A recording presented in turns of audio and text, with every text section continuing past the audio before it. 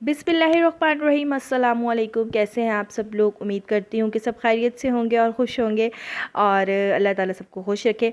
तो आज की रेसिपी का स्टार्ट लेते हैं। झटपट से बनाई है हमने चने की चाट, और वो मैंने कैसे बनाई है, सिंपल। हमने सबसे पहले आलू को उबाल लिया, चनों को उबाल लिया। चनों को जो है ना हमने एक बॉल में डाल दिया, साथ हमने उबले हुए आलूओं को अच्छे से कट कर लिया। कट करने के बाद हमने उसके अंदर ऐड कर दिया, चनों और आलू में हमने ऐड कर दिए हैं हरी चटनी। ठीक है, हरी चटनी सिंपल धनिया पुदीना और हरी मिर्च की चटनी होती है, हमने वो ऐड ग्राइंड करके हमने वो ऐड कर लिया। और ये मैंने अभी जो ऐड किया है वो है इमली की चटनी।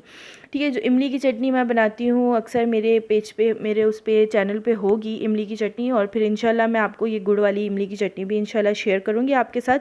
तो इमली की चटनी हमने ऐड कर ली, साथ हमने ऐड कर लिया इसके अंदर प्याज ऐड करने के बाद इसमें मैंने ऐड कर दिया चाट मसाला 2 चम्मच, क्योंकि मैं जो इमली की चटनी बनाती हूँ उस पर भी मैं मिर्ची का इस्तेमाल करती हूँ, तो इसीलिए मैंने चाट मसाला ऐड कर दिया, हरी चटनी, इमली की चटनी और प्याज।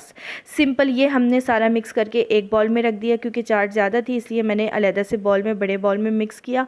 और उसके बाद मैंने इसमें ऐड कर देना है, एक दूसरा बॉल लेना है और उसमें मैंने अपनी ये चाट निकाल ली। जितना मैंने सर्विंग के लिए, जितनी मैंने रेडी करनी थी, मैंने उतनी चाट निकाल के अपने बॉल में डाल दी है।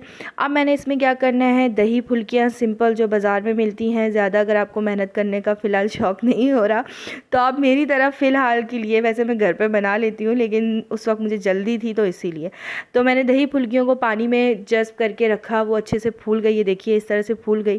फिर उसके ऊपर मैंने ऐड कर लिया दही। दही को थोड़ा सा मैंने पतला कर लिया, क्योंकि चाट में अच्छा लगता है थोड़ा सा पतला दही, चटनियाँ वगैरह भी हैं तो वो उसको जूसी कर देगा।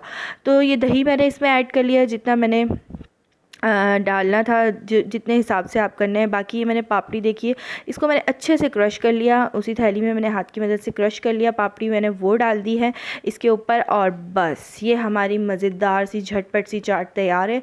अगर आप चाहते हैं इसमें बारीक सेव डालना चाहते हैं तो आपकी मर्ज़ी है, लेकिन मेरे ये तरीका है। तो आपको मेरी चाट की रेसिपी कैसे लगी मुझे ज़रूर फ़ीडबैक दीजिएगा और मेरे चैनल को सब्सक्राइब ज़रूर कीजिएगा। तब तक के लिए आप सबको अल्लाह हाफ़िज़।